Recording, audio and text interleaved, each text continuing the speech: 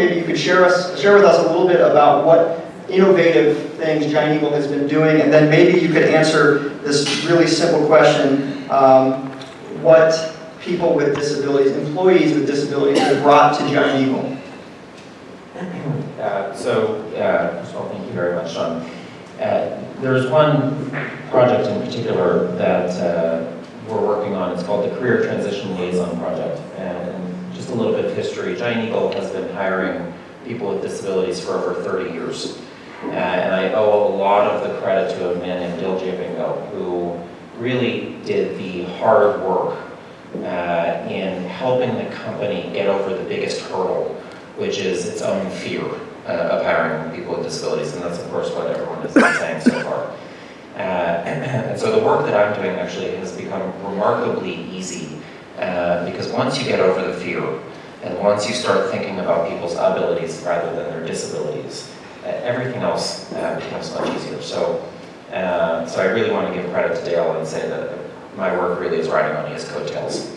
The Career Transition Liaison Project is important because it represents us thinking about hiring people with disabilities at a more strategic level. So essentially what's happened is that the Giant Eagle Foundation has provided the seed money to engage with local community organizations. In Cleveland, it happens to be New Avenues to Independence, which John mentioned. The foundation gives New Avenues money to supply a professional job coach to Giant Eagle. That person works at the company full-time to the public. She represents the company. She has Giant Eagle business cards and a Giant Eagle email address. But the reason, there's really 4 key reasons why this position is important. The first one is that she is training us how to do it better. Eventually, I don't want to need her because she's going to prepare us with all of the skills necessary to hire, onboard, train, and eventually promote people with disabilities.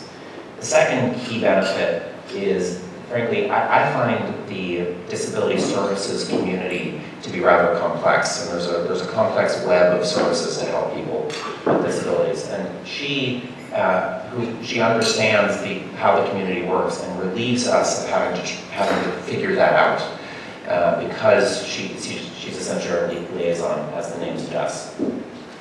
The third thing, and this is really the key part, I would say, apart from looking at people's abilities rather than their disabilities, the key thing that you have to get right in being successful at this is doing the right job matching up front.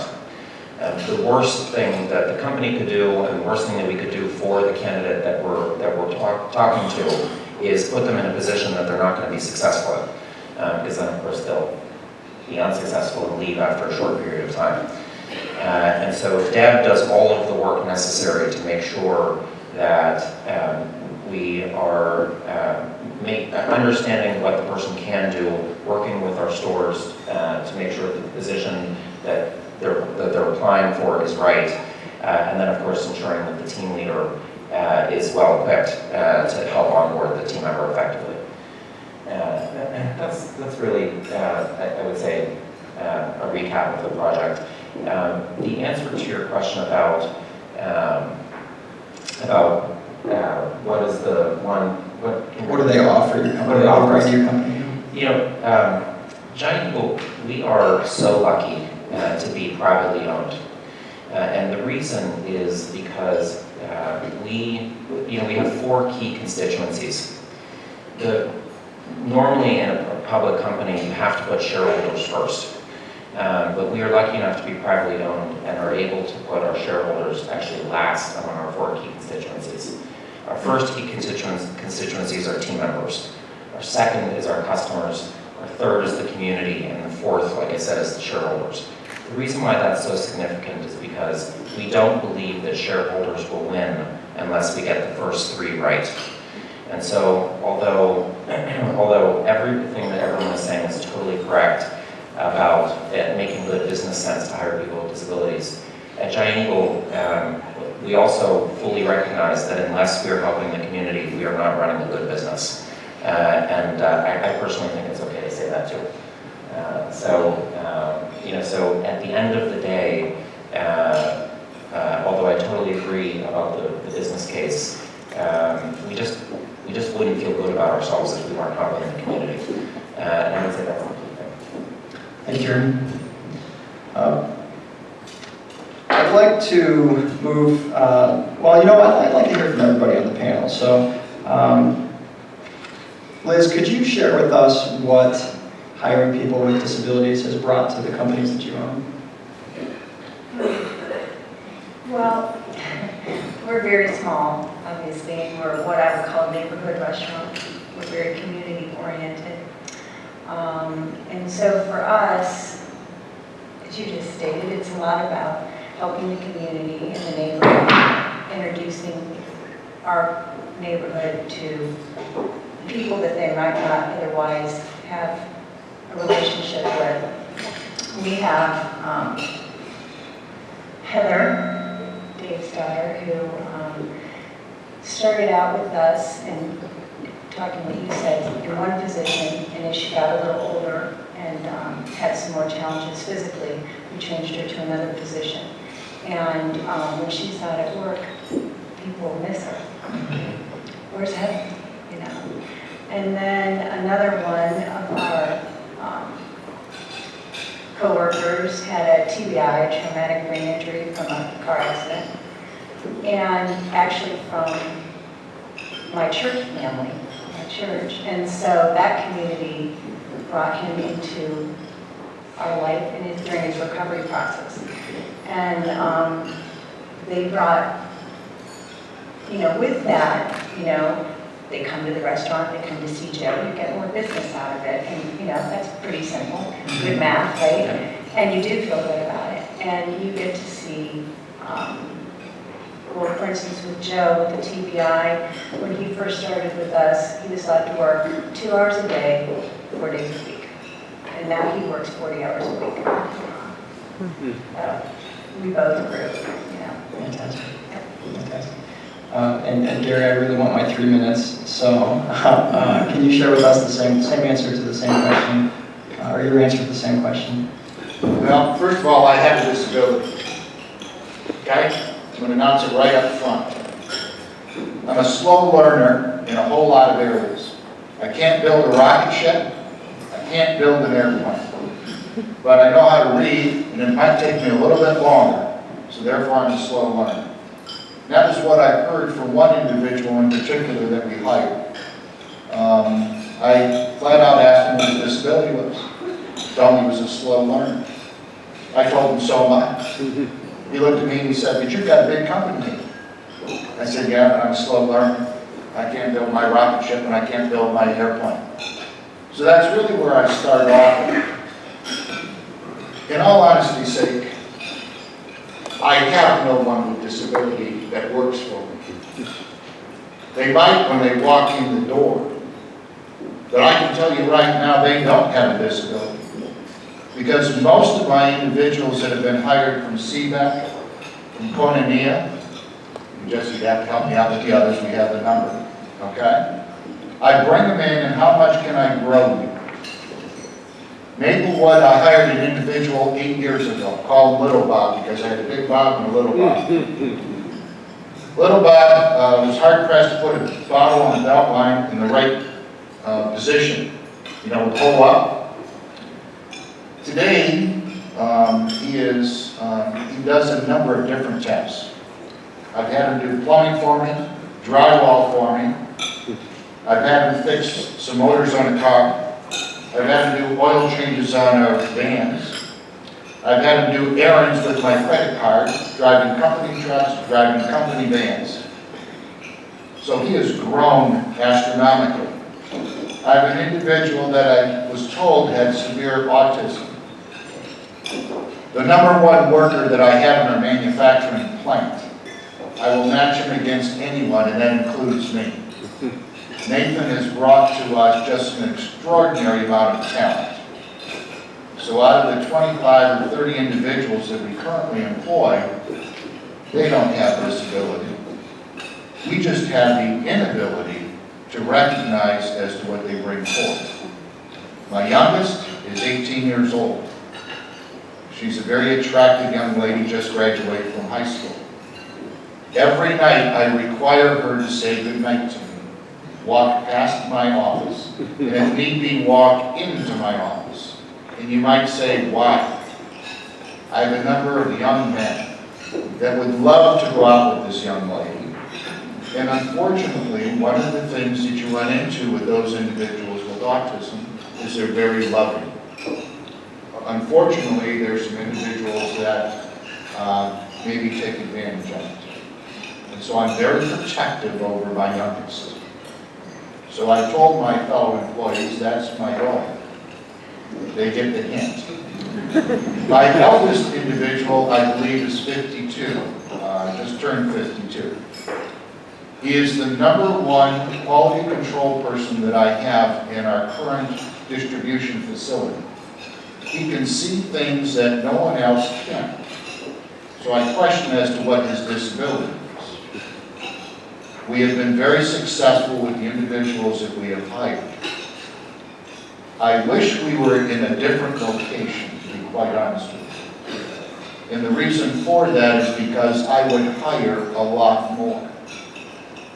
The productivity is far superior to any other individual that I currently employ. I have them in every possible department, in the office, in our compounding staff, in our manufacturing staff, in our pick-pack area, and also in our counting area. So there's a broad range. We are the ones with disabilities. Now, Yeah, that was right. Those 3 minutes didn't make it.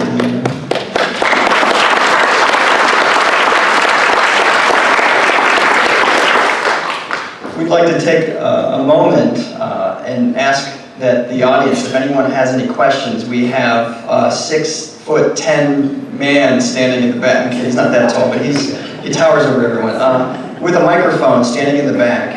And if you have a question that you'd like to ask the panel, now would be the time. Just kind of wave him down, and he'll walk over to you. So, if not, we'll move to our next question.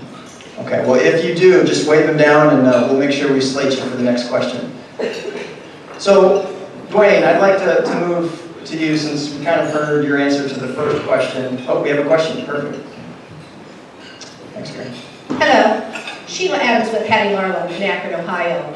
Wanting to know, you're sitting there and you're representing business in our community. Do you talk to other businesses and let them know that they also could hire individuals with disabilities? And if so, what do you say to them? this one here is near and dear to me. We manufacture product for a company called Pets, which is out of Fairport Harbor. Dr. Steve Sangus, I've known him for a number of years, as well as his son, Dean. And I had a phone conversation with Dean a number of years ago, and I kept telling him that he should hire someone that had disability. And he just kind of shrugged it off. This one day, Denise McGill was in my office from CVS, and Dean Sangus happened to be in the building as well. So what I did is I introduced the two of them. And my comment to Dean was as follows. There's an individual, I believe his name was Marty. I interviewed him and I hired him on the spot, and then I realized he lived in Fairport Harbor. And from Fairport Harbor to Aurora was an extensive distance to travel. So I told Dean, do me a favor, bring him on board for a couple of hours. I guarantee you won't be disappointed. So he said, okay, I'll tell the HR department. His first day of work was 4 hours. The following week, he was working 40 hours. He's now second in command in their warehouse.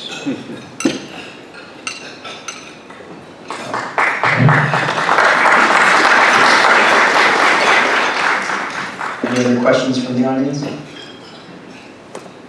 Okay. Oh, we got one right here. Welcome, PZ Sifrin, Geauga County. My question is, we have come to the realization that a lot of our candidates need some type of modified schedule.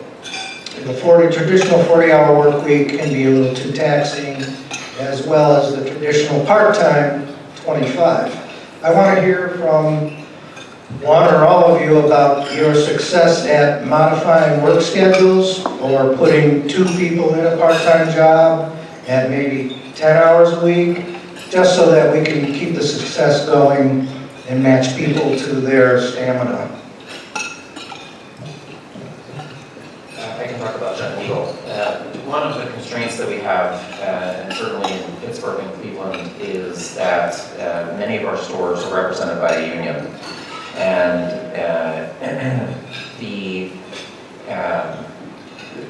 it is critical for both the company and, of course, union representatives that we treat everyone exactly equally. And so there's a rule that team members must get at least 16 hours a week. And so it is frankly, it is challenging to provide schedules that are fewer than those hours. But in terms of flexibility, in fact, we're in retail businesses, obviously CVS is too. And the fact is that we actually need people with flexible schedules. So we have very few people anywhere that work 9 to 5. And the more people that can work evenings and weekends, the better. Which is not to say we don't need people day to day, but of course we need people when the business happens. So, you know, the more flexible, the better from my perspective. I don't know about other businesses. Well, I think for small business owners such as myself, it's quite simple to be flexible if you're willing to do it. And you just have to find people that are willing to do it. We spoke a little earlier about one of my coworkers who physically became less capable of doing one job, so we moved her into another. That's an example of flexibility. And we reduced her hours a little bit. But I think definitely small business owners that don't have the constraints of larger businesses can absolutely split time, do anything. So if you have people in place that maybe have certain requirements, it would be more difficult for corporate world to start knocking on small business for it. I can say for CVS, we too look for the flexible schedule. We do look nights, weekends, and we don't have the rule that they have to work 16 hours. So we may have an individual working 2 days a week, 2 5-hour shifts, or 2 4-hour shifts, depending. So we are very flexible with the schedule. It's really no different than working with a college student who's got college classes, and you're working around their schedule also. The individual that I have working for me, Shelby Martell, has Down syndrome. Shelby works 2 hours a week. She works 2 hours on a Wednesday a week, Jesse. Okay? And some people will say, why do you employ somebody that works 2 hours a week? Why not? Shelby's an absolute sweetheart.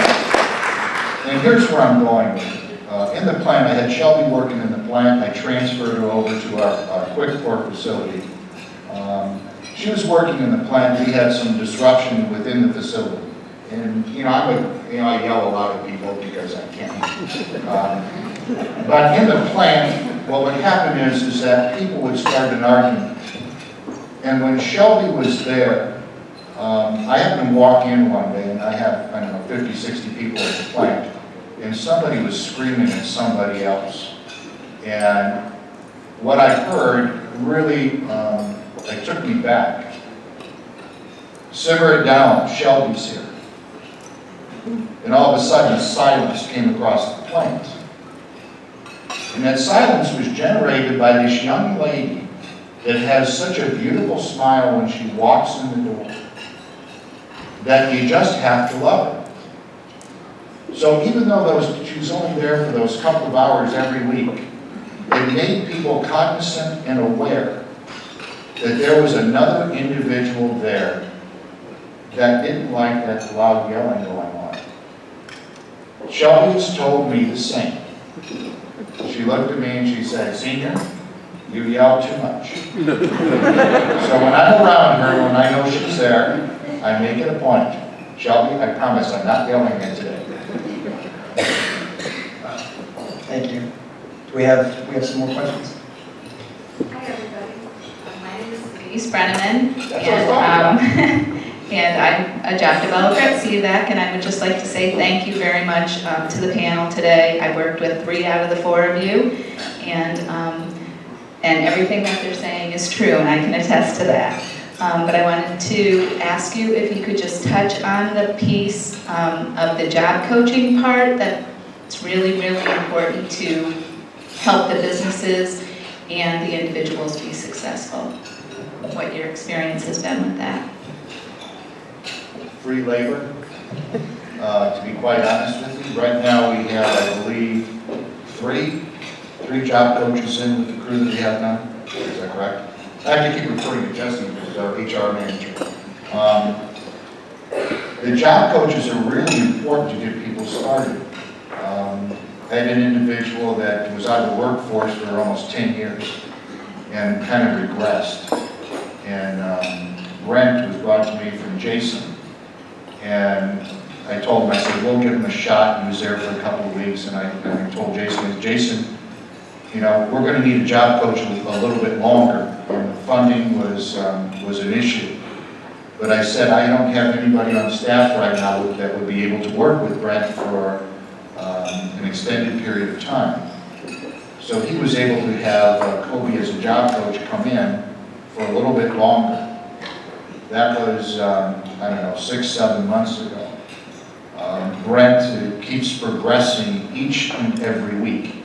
I hand him his paycheck normally every other Monday, and that was to get Brent to say hello to me. Okay, because I'm really big on that. I want to be a part of it. And it brings a smile to his face when he sees that paycheck. But what happens is job coaches really play a critical role. But at some particular point in time, it's kind of like parents. You have to cut the apron string. And so when Kobe would come in to take care of Brent and work with him, I would ask Kobe to come to my office, take a walk, because I wanted Brent to experience working on his own. And so that's what I did. So today, Brent is fully integrated into the system because of the extended help with the job coach. And then with the additional job coaches of individuals that we have today, they're just starting to learn the process. It's free labor. You have somebody that's looking over their shoulders taking care of things. So job coach is extremely important. And I don't need to take up all the time, but for me, when you talk about individuals with disability, it hits home personally. And I cannot believe that there are no more businesses today employing more individuals that have disability than what there are. I don't understand, as Duane said earlier, why don't we tap into this source? It's an incredible source. I have 80% of my workforce as those individuals with disability if I could. Unfortunately, the draw that I have in the area that I'm in, I can't. Would you like to answer the question? I'd like to touch on that. You know, he said it's free labor, and that's a great thing too, but it's also a long interview. It gives the man, you know, when we hire somebody, when you interview somebody off the street, you got a 50-50 chance when you hire that person. If you're doing a work experience with a job coach there, you're seeing how this individual is working, you know what you're getting when you hire that person.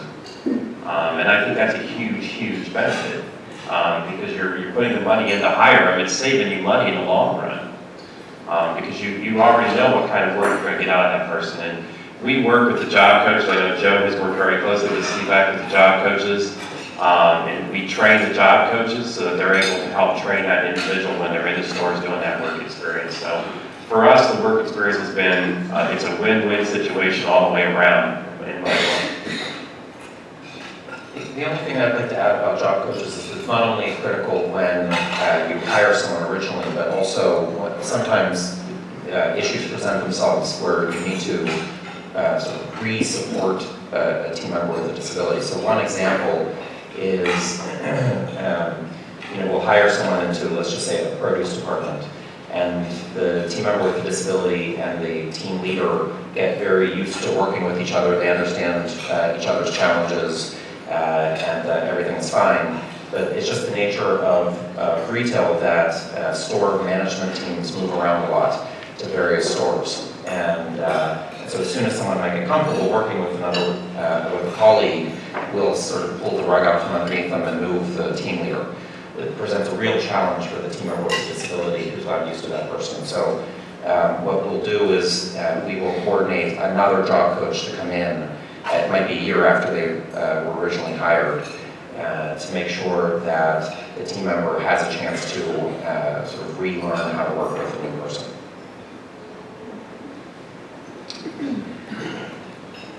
One more question from the audience. Good morning. My name is Justin. I'm a transition coordinator with the Cleveland School District. I'm here with some colleagues, and we've had some very positive relationships with CVS, Walgreens, and hundreds of other employers with our students with disabilities. And with the county boards often being spread thin with resources, how can we do more to funnel our students, our graduates, to you employers in the room and panel members? And we often also do a lot of the pre-screening, so we have a good pool of students, graduates who are ready to go to work. Thank you. We have another question over here. Hello, I'm Tanya Kendall from GE Lighting, and I would like to hear from, I believe, from CVS in particular. We are, at GE, we're just now focusing on recognizing, accommodating, supporting, developing people with disabilities, but how can you, when you do have shareholders, and a lot of people, I mean, the metrics, I love that video with the ROI. I know you just have to make that basic business case. Can you give advice on how to make that case and some strategies that you would use to accelerate it in a bigger, more dynamic? Because again, to bring people in, we're supportive of people who are there, but how, to really make a big push. So are you asking like how to get your bosses to be on board with hiring, or?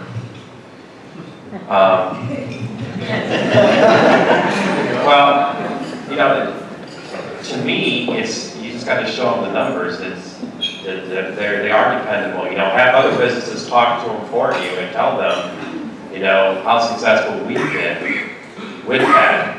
With CVS, we have a CEO who, I was just in Rhode Island the last 2 days, and the CEO made it known that we're going to continue this with disabilities, and he wants it up to 20% of our workforce to be disabilities. So, Were there any, I guess part of the advice, were there any specific metrics or things that you were able to show, or that any of you would take and that would just say, oh yeah, we gotta go do this, that would maybe accelerate this process? Any specific metrics? Yeah, I think you have 3 different things that you have to take a look at. Number 1 is your turnover rate, which I believe we already addressed. 2, which is, you can't measure it, is that individual that walks in the door that has a disability, what it does to the other individuals around them. What you will find out is that the work production will actually escalate. You'll get more production out per hour. And then more importantly, one of the other factors, which is an underlying one, which is kind of immeasurable, is the fact that people love to teach. So when you bring an individual in with disability, and you put them with a group of co-workers or one co-worker, the next thing you know is that they become a teacher. And through that, the quality will escalate. So at GE Lighting, you'll actually get better production out the door with an individual coming in there with a disability, depending on the severity. But I'll tell you right now, I'll match 2 people against any employee that supposedly is normal. The 2 individuals that I have, and they're incredible. I told you the person that's in charge of my quality department within our distribution center is a 52-year-old with autism. And he's the number 1. He made me buy him lunch because his accuracy rate 1 week, I made a commitment, and he made me live up to it. 99.5% accuracy. That's incredible. Next closest person was 2 percentage points less than that. And they're supposedly normal. There's a payoff. I know this is not going to help you very much. But first of all, I agree, the turnover is probably the easiest easiest to measure, and probably the easiest to see real benefits from. But from our perspective, all I need is for 3 customers to go up to the CEO and say they really like what we're doing, and we're sold. So, because those 3 customers represent all of our customers. Maybe there's 1 or 2 customers who shop in our stores that for some reason feel uncomfortable, and I agree with what you said, they're the ones with the disability. But we get comments all of the time, and frankly, that's good enough for us. I'm a GE customer. I'd be happy to talk to you soon.